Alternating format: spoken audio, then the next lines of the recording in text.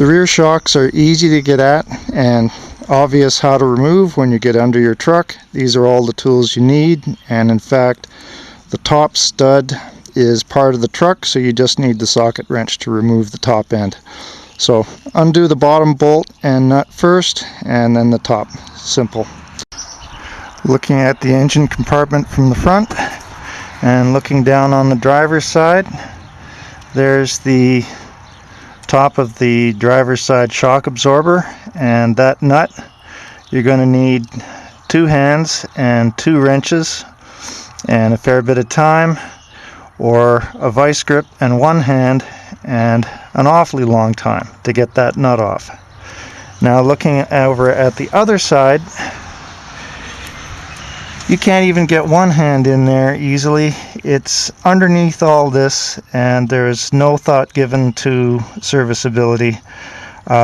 Whatever the official Ford shop procedure is, there is a better way than removing all this stuff. The fundamental problem with removing the nut at the top of this shock is that when you turn the nut, the whole top half of the shock absorber turns, even though the very bottom does not. So how do you undo the nut? You want to somehow stop that the top skirt here from turning. And one way is the very end of this is squared. Now imagine this to be the driver's side shock absorber.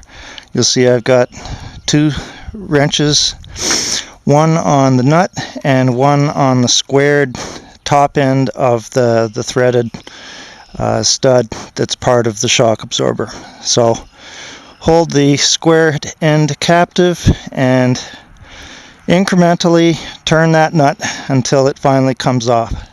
With 2 hands you can do it. You could also replace the small wrench with the vice grip, I suppose. It'll take you longer. But that's a gist of removing the driver's side shock absorber. It's just time consuming.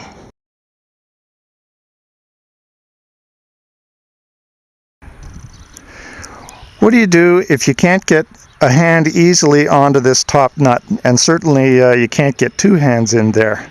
And what do you do if you can't even see the nut? Let's say that we can get a socket onto that nut. When we turn it, the whole shock absorber, at least the top part, turns as well. So we need to keep the top half of the shock absorber from turning while we turn the nut clockwise.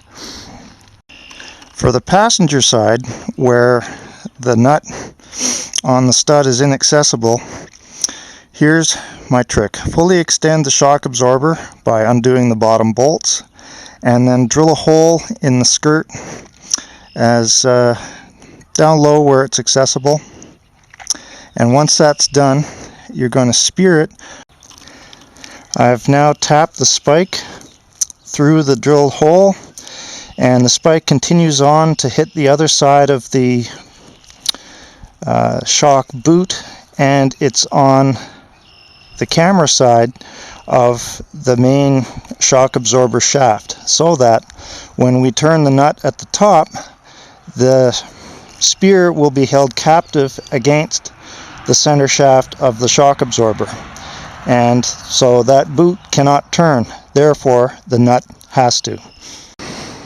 Passenger side shock absorber with the spear through the drilled hole, and here's the long socket extension, so I'll be able to leisurely turn this up above the engine compartment.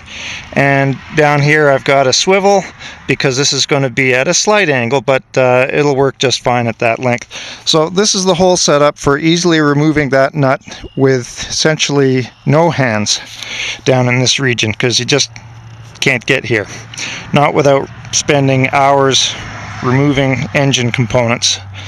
Here we're looking at the passenger side. The socket set is roughly in place. I'm now going to go under the truck and align it by hand onto the nut.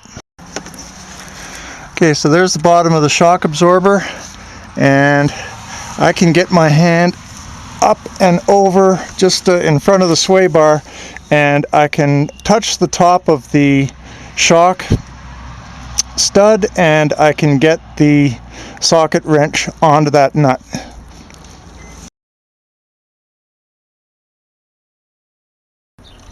I'd like to point out what I do is I put a rubber hose full of grease down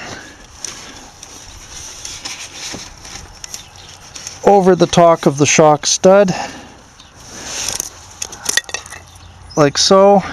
So now the thread and the nut are going to be factory fresh 100,000 kilometers from now.